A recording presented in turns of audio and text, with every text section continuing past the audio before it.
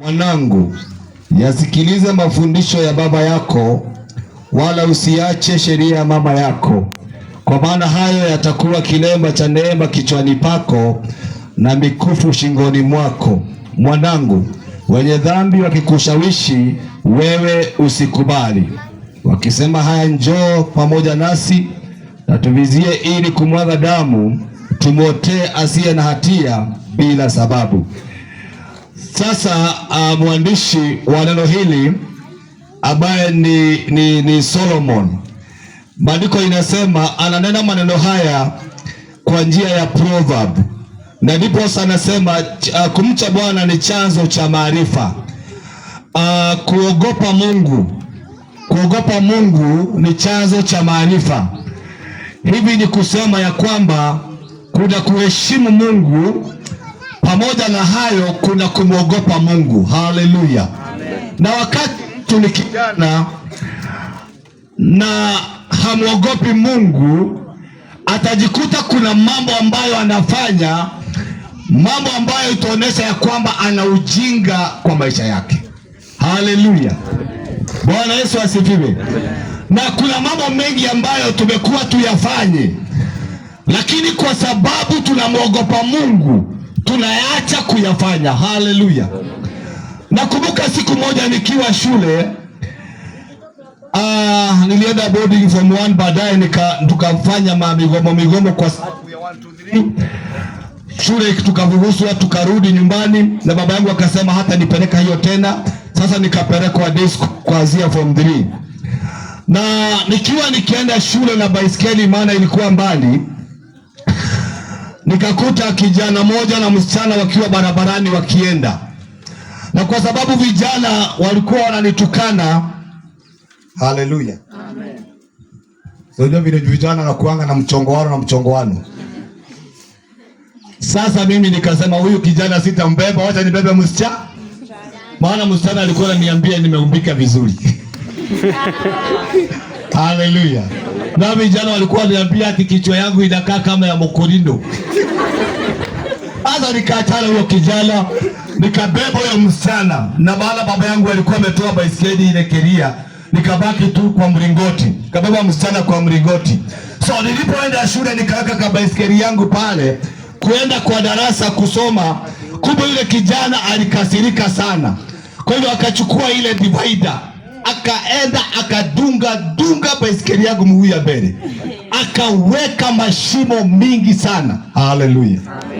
Wakati ambapo nilikuta baiskeli imetobolewa, nikajua yule aliyetoboa hii baiskeli sio mwingine, ni Okech, kwa sababu nilikataa kumbeba asubuhi, na jamaa moja akaniambia alimuona akitoboa toboa.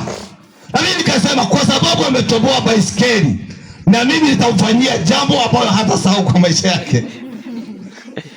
Sasa nikafikiria vile utakavyofanya, nikaona kitu mzuri ni kuchukua vitabu yake, textbook zote nizichukue niende nikazitupe kwa choo, ili naye asumbuke vile nimesumbuka. Na unajua mimi ni mwanayudhi wa kanisa, siku hiyo niko kanisani, lakini roho mbaya wa shetani ameniingia kwa sababu ya vile nimefanya nini, nimefanyiwa. Na kwa hivyo nikachukua ile bag tukiwa na rafiki yangu mwingine kuenda kutupa kwa choo, maana zile shule siku hiyo hazikuwa na milango. Nikienda kuingia kwa ile choo nikakuta jamaa mwingine naye ako kwa hiyo choo, haina mlango, naye anaendesha. Sasa akaniambia, wewe ndio unatuhubirianga pale kwa parade, si uniombee, na nimekula chakula ile maharagwe imeletea shida. Sasa nikaweka vitabu chini nikaanza kumwombea. Sasa katika ile maombi nikakumbuka yale nilikuwa nimekuja kufanya ni ya shetani. Haleluya, amen. Ai, Bwana Yesu asifiwe. Nasema Bwana Yesu asifiwe. Sasa roho ikaanza kujengeka ndani yangu, habari ya kumwogopa Mungu. Nikasema hata kana kwamba kijana huyu amenifanyia madharau, amefanya mambo mabaya, sitalipisha mabaya kwa mabaya, kwa sababu ndani yangu nitamwogopa Mungu. Amen. Haleluya, amen. Na kwa hiyo sikutupa ile bag, nikaombea yule jamaa, na kwa neema ya Bwana akaacha kuendesha. Na hivyo nikachukua ile bagi nikarudisha, na nikirudisha ile bagi nikakutana na ule Okech. Akaniuliza, bagi yangu unafanya nini nayo? Nikamwambia nilikuwa nimeamua mambo mawili, wewe nikupeleke kwa mama mwingine akuroge, ama nitupe hivi vitabu vyote kwa choo, lakini Mungu ameniongelesha, nikaona nikuache tu, hata kana kwamba ulitoboa baiskeli yangu, mimi nimekusamehe. Haleluya. Na nikamwambia kuna mtu nimeombea akapona. Sasa usiku wa leo mimi na baba yangu na mama yangu tutalala tukikuombea. Kama wewe hautavujika bibi, unajua nilikuwa bado mtoto kiroho. Utapata shida kubwa sana. So akakuja akaniambia pole, na huyo Mungu wako ndio nataka, kwa sababu nimeona hautaki kulipisha mabaya kwa mabaya. Haleluya.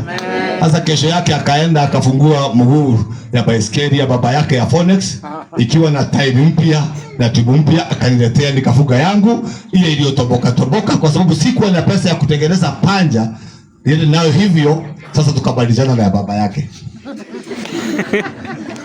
Haleluya. Bwana Yesu asifiwe. Nataka nikuambia wewe ukiwa kijana katika maisha, katika dunia hii utakutana na changamoto nyingi, utafanywa madharau, utafanywa mambo mabaya sana, lakini kuna kitu moja kitakaojenga maisha yako na ikusaidie kwa sababu ya kesho, habari ya kumwogopa Mungu bila kujali hasara utakayoenenda katika maisha. Haleluya. Unaweza na hasara kwa maisha, lakini nataka nikuambie leo usilipishe hasara kwa mambo utakayofanyiwa, lakini utazame habari ya kumwogopa Mungu.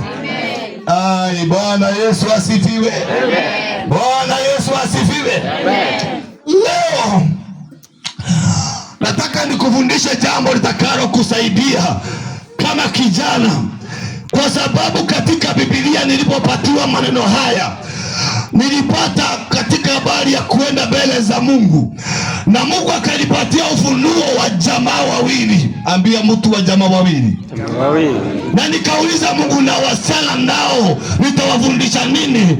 Akaniambia hata kwa hiyo hadithi kuna msichana. Haleluya. Ai, Bwana Yesu asifiwe. Najua hamnijui, mtanijua leo. Na mimi najua sijui kuficha, nitasema yote. Haleluya. Vile uko msichana hivi na uko kijana, uelewe hata mimi kuna siku nilikuwa kijana. Haleluya. Kuna siku nilikuwa kijana mvulana. Na kuna siku tulikuwa tuna mademu kama hawa, unaona wapi? Hapa hivi. Nilikuwa naambia huyu rafiki yangu Elders siku moja nikiwa kijana, nikiwa hiyo form 3. Ndani mhodo kulikuwa nimeokoka. Niseme nisiseme? Nilikuwa mimi ndio naongoza nyimbo kanisani na nini kama huyu kijana wetu. Na nikiwa form 3, siku moja kwa kasingira yangu, unajua kwetu Kitaini kwa kasingira yako pale nje. Nikiwa kwa kasingira yangu hivyo nikifanya studies zangu za saa mbili hivi. Haleluya. Haleluya. Nikiwa nafanya studies zangu 2-3 hivi, nikaona kamazi kengine kajirani yetu kamejileta kenyewe. Asema kenyewe. Kakajingisha kwa singira. Kakaleta Kagure. Because mwana nini imefanyika? Akaniambia mimi nilienda Kisiagi nikachelewa. Mama ameniwekelea mwiko. Nikasema sitakaa huko, wacha nijiokoe. Kwa hivyo akakuja akaingia wapi? Na mimi nikasema haleluya.